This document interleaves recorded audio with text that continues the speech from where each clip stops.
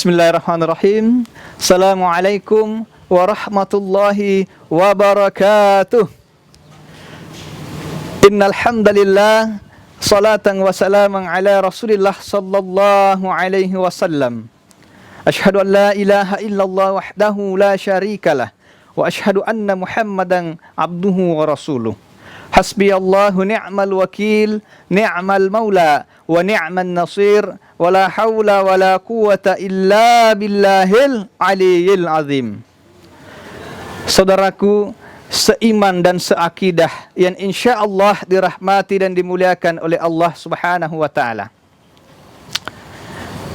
Kurang lebih 1400 tahun yang lalu, Rasulullah sallallahu alaihi wasallam ketika sedang berkumpul bersama para sahabat, Rasulullah kemudian berpesan, "Wahai sahabatku, pada suatu saat nanti ketika aku telah tiada, maka kondisi umat Islam akan didatangi oleh orang-orang yang akan mengelilingi mereka bagaikan mengelilingi makanan di meja hidangan. Umat Islam akan terombang-ambing pada saat itu," kata Rasulullah sallallahu alaihi wasallam. Saudaraku yang dimuliakan dan dirahmati oleh Allah Subhanahu wa taala.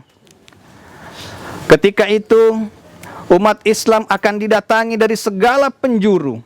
Yang barat mau menerkam, yang timur mau menikam, yang selatan mau menghantam, dan yang utara mau menginjak-injak. Pada saat itu, sahabat kemudian bertanya, "Ya Rasulullah, apakah pada hari itu kondisi umat Islam itu sedikit?" Maka Rasul kemudian menjawab, "Tidak. Tidak. Bahkan pada hari itu umat Islam itu banyak jumlahnya. Umat Islam itu banyak, tidak sedikit," kata Rasulullah sallallahu alaihi wasallam. Akan tetapi banyaknya umat Islam pada saat itu tidak membuat musuh-musuh kemudian takut.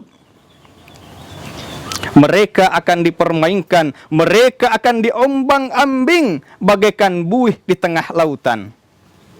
Saudaraku seiman dan seakidah yang dirahmati oleh Allah, banyaknya umat Islam akan tetapi mereka bagaikan buih di tengah lautan.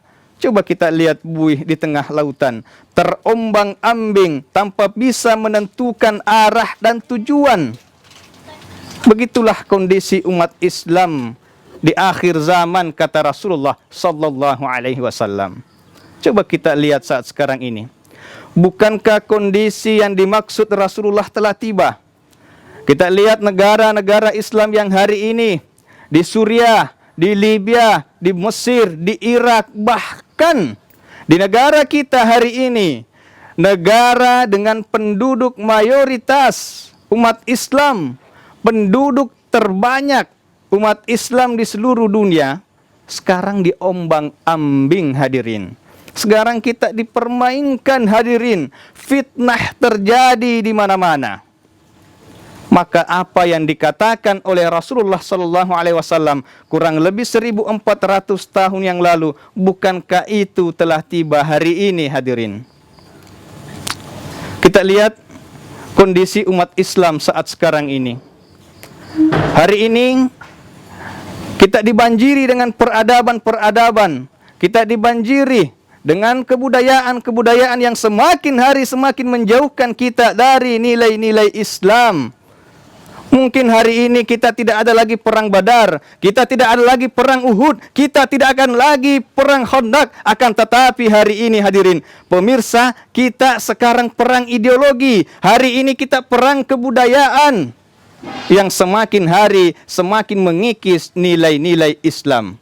Maka Rasul mengatakan akan tiba suatu saat nanti di mana Islam tinggal namanya dan Al-Quran tinggal tulisannya.